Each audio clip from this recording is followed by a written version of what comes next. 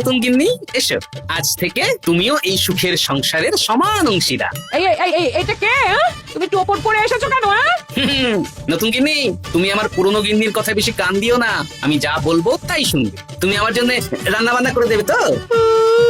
আমি একটু একটু বায়না করবো, সব শুনবে তো? তুমি বিয়ে করেছো? ও মা গো, আমার কি সর্বনাশ হলো গো। আমাকে পিঠে সুড়সুড়ি দিয়ে দেবে তো গো নতুন বউ? আমার বন্ধু বান্ধবরা এলে তাদের একটু ফল জলখাবারের ব্যবস্থা সব তুমি করবে তো? ও মা গো, এ কি সর্বনাশ হলো আমার!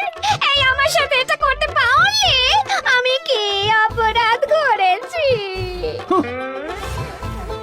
দেখো, ঘরের কাজ আর আমার একটু আধটু বায়না, এগুলোই তোমাকে সামলাতে হবে, বুঝলে? তাহলেই তোমাকে রানী করে রাখবো, কেমন? এই, এটা কে? আমি বেঁচে থাকতে তুমি আবার বিয়ে করলে? ওর কথা শুনো না, তুমি আমার দুয়ো রানী। এ তো দেখছি বড্ড কান্নাকাটি করছে। চলো দুয়ো রানী, আমরা কদিন একটু ঘুরে আসি। চলো, এখনই যাব। না না না, আরে ওর কথা শুনো না, আমরা ঘুরবো। মোড়ের মাথায় গরুর গাড়ি দাঁড়িয়ে আছে, চলো চলো।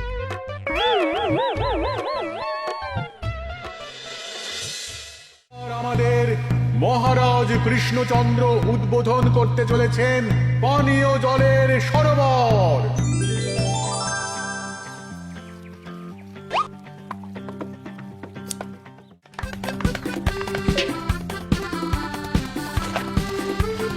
এই নাও রানী, আজ এই জলে রাজবাড়ির রান্না হবে। মহারাজ, আমরা সবাই চাই আপনি এই পানীয় জলের সরোবরের ব্যাপারে কিছু বলুন। কৃষ্ণনগরের মানুষের দীর্ঘদিনের ইচ্ছে আজ সফল হয়েছে।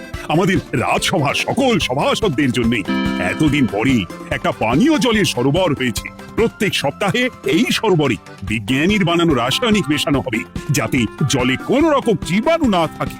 এই জল রান্নার কাজে ব্যবহার করা যাবে এবং পরিশুদ্ধ করে বা ফুটিয়ে পান করাও যাবে। আরে সবাই দাঁড়িয়ে আছো কেন? হাততালি দাও, হাততালি হাততালি। এই হাততালি তোমাদের সকলের প্রাপ্য, কারণ তোমাদের প্রত্যেকের 2 মাসের বেতন তোমরা দান করেছো বলেই অর্থাভাব থাকা সত্ত্বেও এই সরোবর এত তাড়াতাড়ি বানানো সম্ভব হয়েছে। এছাড়াও নিজেরা মাটি কাটা থেকে শুরু করে সকল কাজে সহযোগিতা করেছো, এটাও অনেক বড় ব্যাপার। আবার হাততালি। মহারাজ, এই আনন্দে কি খাওয়া দাওয়া হচ্ছে? খাওয়া বিশ্রাম সব হবে। আমি আর রানী একটু সমুদ্রে ঘুরতে যাব, তাই আগামীকাল থেকে 1 সপ্তাহ রাজসভা ছুটি। তোমরা নিজেদের মতন আনন্দ করো, বিশ্রাম নাও। টানা 1 সপ্তাহ ছুটি? হ্যাঁ, টানা 1 সপ্তাহ। কি আনন্দ! এবার হাত পা ছড়িয়ে শুধু আয়েশ করব। আমিও এই কদিন অনেক ধকল গেল। এটা চাই ওটা চাই, তারপর সব মালপত্র বাবা মাটি স্থানান্তরিত করা, সব কাজ করেছি। এবার বিশ্রামটা চাই, কি বলো গোপাল? হ্যাঁ, ঠিক বলেছো সেনাপতি। তবে আমি আমার ব্যায়ামটা কিন্তু চালিয়ে যাব। সে চালাও, শরীরটা ধরে রাখতে হবে তো।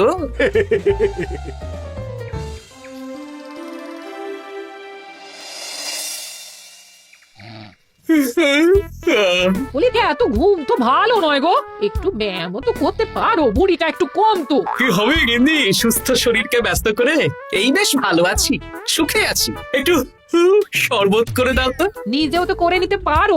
আচ্ছা, গিন্নি মানে কি? কি? গৃহিণী, অর্থাৎ যে গৃহের কাজ করবে। আমি যদি ঘরের কাজ করতাম তাহলে তুমি আমাকে গিন্নি বলে ডাকতে। ব্যাপারটা কি ভালো শোনা তো? শরবতটা বানাও দেখি। লোকটার যেন আর তর্স হয় না।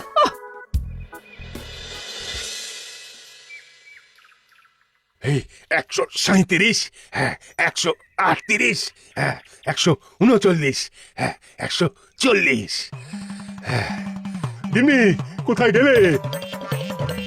কি হলো? তোমাকে সেই কখন বলেছি ডিম সেদ্ধ করে দিতে, করেছো? আরে বাবা, সকালে জামা কাপড়গুলো কেচেছিলাম, এখন ভাঁজ করে গুছিয়ে রাখছি। ওসব সেদ্ধ পরে হবে। পরে হলে চলবে না, ওটাই আমার নিয়ম। উঠবোস করে 4টে ডিম সেদ্ধ আর মুগুর ভেজে 4টে কাঁঠালি কলা। নিজে সেদ্ধ করে নাও, আমি পারলাম না। তুমি যে কাজটা করছো সেটা রেখে আমার ডিমটা আগে সেদ্ধ হবে। আমি 250টা উঠবোস শেষ করেই খাবো। 141, হ্যাঁ 142।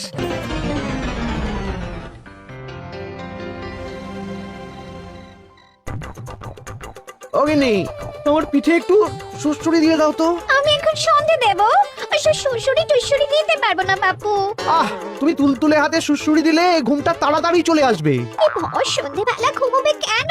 যাও একটু পায়চারি করে এসো। না, এখনো তো পায়চারি না, এখন শুধু বিশ্রাম। দাও দাও দাও দাও, সুড়সুড়ি দাও, সুড়সুড়ি দাও। এই লোকটা জ্বালিয়ে মারলো। গিন্নি, একটু ওই কাঁচা লঙ্কা, কচি শশা, কুচো পেঁয়াজ আর ওই সর্ষের তেল দিয়ে মুড়িটা মাখো, বুঝলে? তুমি তো নিজেও মেখে নিতে পারো বাপু, সব কিছুতে আমাকে কেন আদেশ করো? হ্যাঁ, আদেশ না লক্ষ্মী বউ, আমার অনুরোধ। তোমার মতন মুড়ি কি আমি মাখতে পারি? না না না, মেখে ফেলো দেখি, মেখে ফেলো, মেখে ফেলো। একটা কাজ নিজের হাতে করবে না। ওহ, কি জ্বালাতন রে বাবা।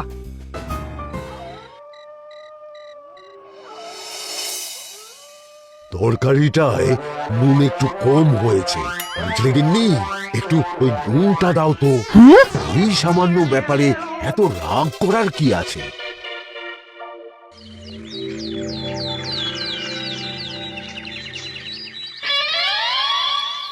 এই একটু জল ভরে নিয়ে যাব, একটু শান্তিতে রান্না করব, তার জো নেই। কর্তা বাড়িতে আছে, আমার হাড় মাস চালিয়ে দেবে। আমার দুঃখের কথা আর কি বলি দিদি ভাই, সারা দিন এটা ওটা বায়না তো ছিলই, কিন্তু এখন ছুটি পাওয়ার পর থেকে যেন বায়না বেড়ে গেছে। আমার কর্তা তো এমনিতেই আরাম প্রিয়, এখন দেখছি ঘর থেকে বেরোতেই চাইছেন না। সারাক্ষণ শ্বশুরে দাও, এটা খেতে দাও, হাত পা টিপে দাও। আর যদি না কথা শুনে উল্টে বলি নিজে করে নাও, তাহলেই বাবুর গোসা হয়। যদি অভয় দেন তাহলে ছোট মুখে একটা বড় কথা বলবো। বলো বলো।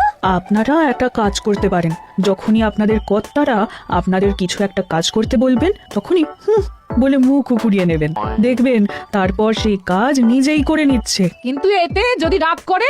রাগ করে আর করবেটা কি, সেই তো দিনের শেষে নিজের ঘরে নিজেকেই ফিরতে হবে। বরং আপনাদের এড়িয়ে যাওয়া দেখে ভাববে আপনারা হয়তো রেগে আছেন, তেতে আছেন, সেই ভয়ে নিজেরাই নিজেদের কাজ করে নেবে। ঠিক বলেছো বুচির মা, সোজা আঙুলে ঘি না উঠলে আঙুল বেঁকিয়ে ঘি বের করতে হয়, না হলে ঘিয়ের বোতলে তাপ দিতে হয়। ঠিক বলেছো, তোমার এই বুদ্ধিটা বেশ ভালোই দিয়েছো। হ্যাঁ, আমিও আজকে থেকে এই পদ্ধতিটাই অনুসরণ করব। বেশি কথা বললেই ভাবে বেশি পাত্তা দিচ্ছি, নিজের ওজন ধরে রাখতে হবে। চাপে স্ত্রীদের টপে স্বামীরা কাঁপে। এবার সব কাজ নিজেরাই করবে, আর আমরা শুধু রান্না করে খালাস। করবে মানে করতে বাধ্য হবে।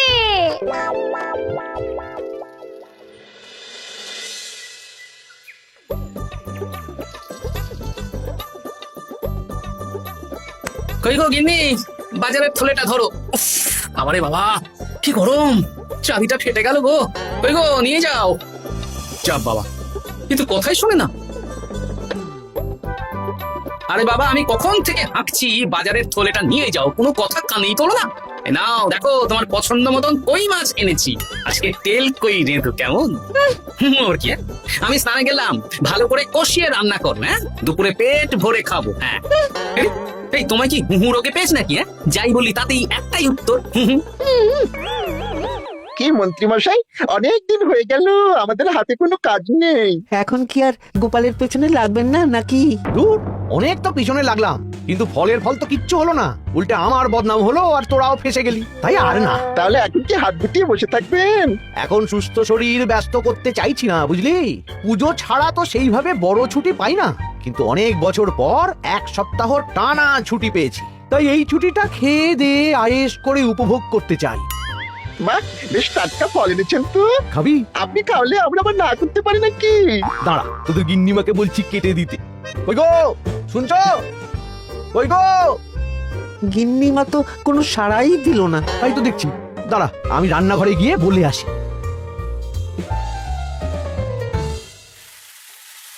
কই গো, শুনছো? বটা ঘটাকে কয়েকটা ফল কেটে দাও না, বেচারাগুলো খেতে চেয়েছে। আবার কি, না হয় তরকারিটা হয়ে গেলে কেটে দিও। এ তো মহা মুশকিল। দূর বাবা। কি বললেন গিন্নিমা?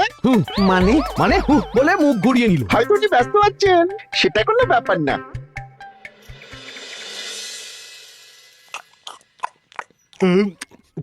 সত্যি তোমার হাতের রান্নায় জাদু আছে। হ্যাঁ, বাহ বাহ। কি হলো গো? হ্যাঁ, সকাল থেকে মুখে কুলু পেটে বসে আছো কেন? তোমার কি কিছু হয়েছে? ওই দেখো আবার হু হু করে। দাও দেখি, আর একটু ভাত দাও। কি গো, ভাত দেবে না? আরে বাবা, তোমার কি রাগ বা অভিমান কিছু হয়েছে? এ তো দেখি কিছুই বলে না। এবার বুঝো ঠেলা, শুধু রান্নাটা করব আর কোনো কিছু করতে বললেই বলে এড়িয়ে যাব। বাধ্য হয়ে নিজেই কাজ করে নেবে। দেখি আজ তেল কইটা কেমন হয়েছে। আহা, এই তুমিও খেতে বসে পড়ো গিন্নি। বাহ, দারুণ হয়েছে গিন্নি। একটু এই, ঝাল হয়েছে কিন্তু ভালো লাগে বুঝলে। কি গো, আমি তো একাই বোকার মতন কথা বলে যাচ্ছি। এই তোমার কি হয়েছে বলো তো?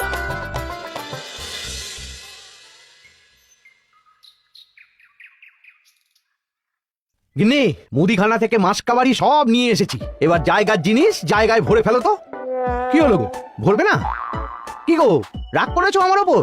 নিচে নিচে ভরো ভরো নিচে।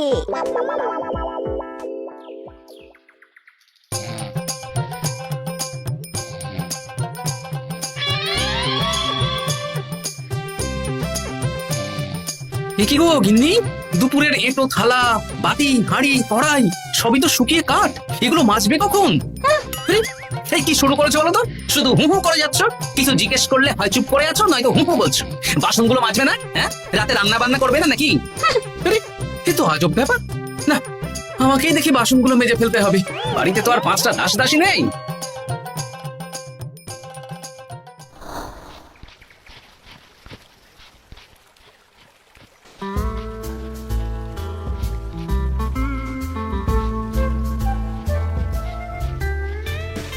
এ কি দাদু, তুমি বাসন মাজছো? কি আর করবো, তোদের দিদার রোগ হয়েছে। কি রোগ হয়েছে দাদু? হুহু রোগ হয়েছে, হুহু রোগ। সেটা আবার কি? আমি কিছু জিজ্ঞেস করলেই হয় চুপ করে আছে, নয়তো হু হু করছে। কি গো দাদু, 1 সপ্তাহ ছুটি পেয়েছো, কোথায় আইস করে কাটাবে? তা না তুমি বাসন মাজছো। কি আর করবো বল, সবই ভাগ্য। আরে দাদু, তোমার যে ঘটে বুদ্ধি আছে না, তুমি ভাগ্য বদল করে দিতে পারো। হ্যাঁ, দিদা বুনো ওল হলে তুমিও তো বাঘ হাতে তোল। আর দেখি কবে ঠিক হয়, নইলে তো কিছু একটা ব্যবস্থা করতেই হবে।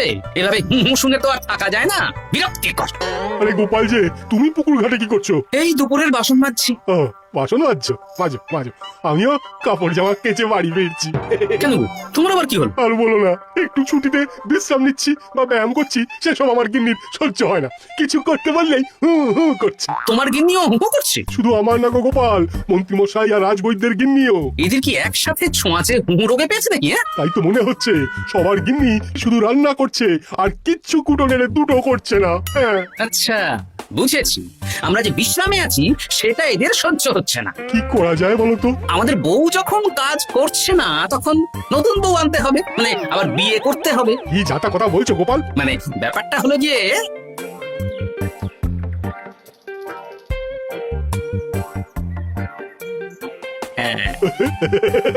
দারুণ বুদ্ধি। তুমি এক কাজ করো, মন্ত্রী মশাই আর রাজবৈদ্যকে এই বুদ্ধির ব্যাপারটা জানিয়ে দাও। আর কাল বিকেল বেলা থেকে আমাদেরও হুহু রোগ শুরু হবে, কেমন? বেশ বেশ।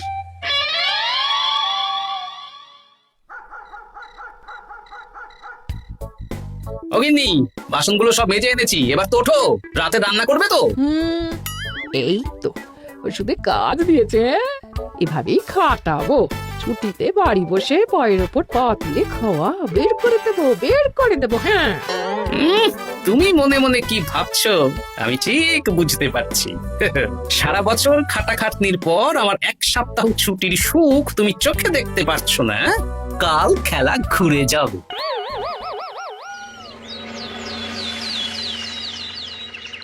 আজ থেকে আমার আর কোনো উপকার তোমাকে করতে হবে না গিন্নি। আমি নিজের ব্যবস্থা নিজেই করে নেব। হ্যাঁ, মানুষটা সেজে গুজে গেল কোথায়? হ্যাঁ, চললাম। কোথায় যাচ্ছি? গলায় মালা, এত সাজগোজ, কি ব্যাপার?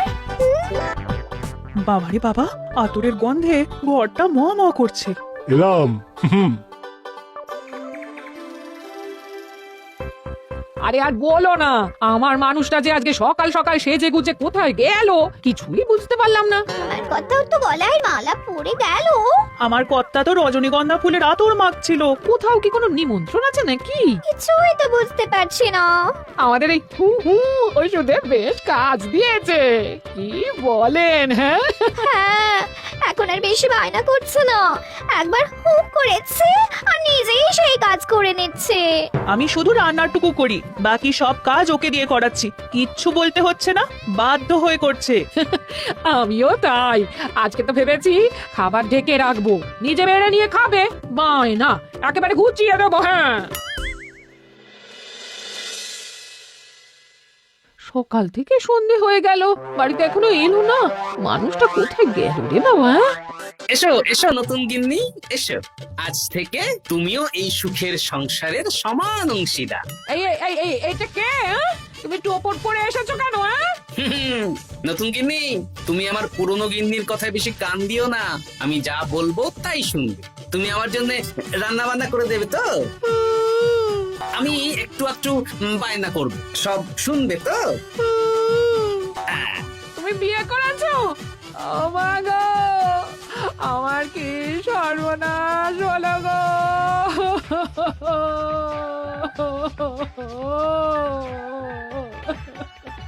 চলো নতুন বউ, মোড়ের মাথায় গরুর গাড়ি দাঁড়িয়ে আছে, চলো চলো চলো। ওগো, তুমি এরকম করো না, আমি আর বাঁচবো না। কেন এত কষ্ট দিচ্ছ? সামান্য হু করার জন্য আরেকটা বিয়ে করলে? আমাকে পিঠে সুড়সুড়ি দিয়ে দেবে তো গো নতুন বউ? এটা কি? এ কি হলো?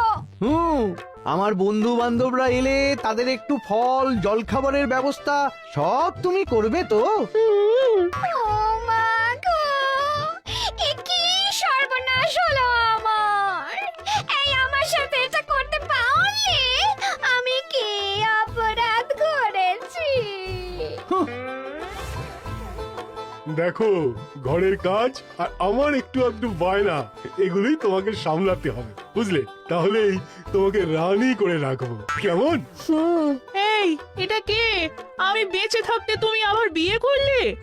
ওর কথা শুনো না, তুমি আমার দুয়ো রানী। এ তো দেখছি বড্ড কান্নাকাটি করছে। চলো দুয়ো রানী, আমরা কদিন একটু ঘুরে আসি। চলো, এখনই যাবো। না না না, আরে ওর কথা শুনো না, আমরা ঘুরবো। মোড়ের মাথায় গরুর গাড়ি দাঁড়িয়ে আছে, চলো চলো।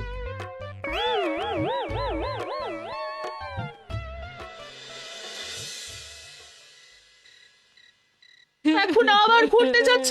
কি আর করবো বলো, আমরা সামান্য এক সপ্তাহ ছুটি পেলাম, ভাবলাম একটু আয়েশ করে থাকবো, কিন্তু তোমাদের সেই সুখ সইল না, তাই আমি মানছি আমি ভুল করেছি, তা বলে তুমি আরেকটা বিয়ে করে নেবে? ওকে মালা পরানোর সময় তোমার বুকটা একটু কাঁপলো না? আমার মুখটা মনে পড়লো না? এটা তুমি কেন করলে? আমাকে একটু বুঝিয়ে বলতে আমি আবার আগের মতো তোমার ছোট ছোট বায়নাগুলো পূরণ করে দিতাম। তার জন্য বিয়ে করলে? তুমি কি নিষ্ঠুর? হ্যাঁ? তোমরা সবাই নিষ্ঠুর। নিজেদের একটা স্ত্রী থাকতে আবার দ্বিতীয় বিয়ে।